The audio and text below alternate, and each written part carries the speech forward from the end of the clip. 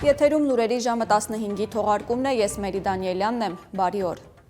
Հայաստան է ուղարկվել հնդկական պինակա կառավարվող հրթիռների առաջին խմբաքանակը։ Արտահանման մեկնարկը տվել է Հնդկաստանի պաշտպանության նախարար Ռաջնաթ Սինգը։ Հնդկական լրատվամիջոցները հայտնում են, որ Հայաստանը նախկինում պայմանագիր էր կնքել պինակա 4 մարտկոցների մատակարարման վերաբերյալ, որը ներառում էր կառավարվող հրթիռների եւ այլ պաշտպանական սարքավորումներ։ Ավելի վաղ նույն աղբյուրները հաղորդել էին, որ Հնդկաստանից Հայաստանի զենքի գնման ծավալը հասել է 600 միլիոն դոլարի եւ որ Հայաստանը հնդկական պաշտպանական արտադրանքի 3 խոշորագույն գնորդներից մեկն է Միացյալ Նահանգների եւ Ֆրանսիայի հետ։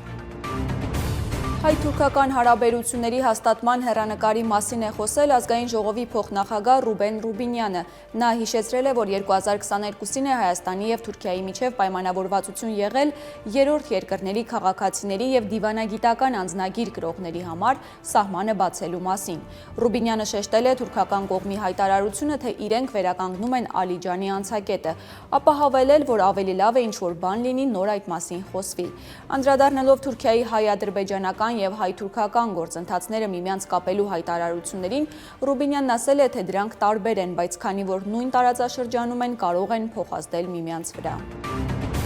Միացյալ Նահանգների կոնգրեսական Ֆրենկ Փալոնը X սոցհարթակում մեկնաբանել է Ադրբեջանում տարիներ շարունակ գերության մեջ պահվող 4 հայ գերիների ազատ արձակումը։ Փալոնը գոհունակություն է հայտնել նրանց հայրենիք վերադարձի կապակցությամբ եւ ընդգծել, թե կշարունակի պայքարել, մինչեւ մնացած գերիներին եւս ազատ արձակեն։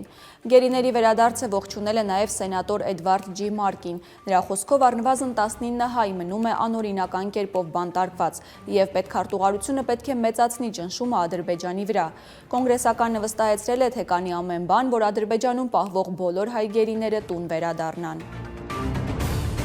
Մեկ ուրախալի լուր մարզաշխարհից։ Ըմբիշ Վազգեն Թևանյանը Հնդկաստանում անցկացվող պրոֆեսիոնալ ըմբշամարտի լիգայի մրցաշարում 5-2 հաշվով հաղթել է ադրբեջանցի մրցակցին։ Թեժ պայքարից հետո Վազգենը վերջին վայրկյաններին կարողացել է վաստակել վճռորոշ միավորները եւ հաղթանակ տանել։ लगे हैं या नहीं अभी तक अंक नहीं दिया गया है। जी हाँ, दे दिया गया है और इसके साथ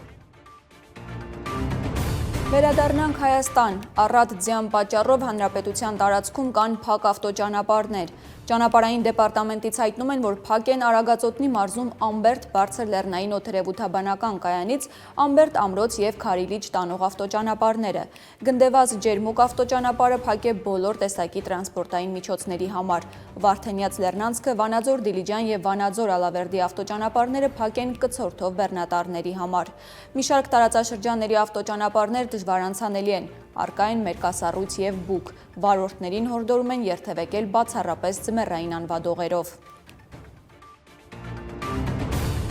Մի ողբերգական դեպքի մասին, Դավթաշենի կամրջի տակ հայտնաբերվել է տղամարդու դի։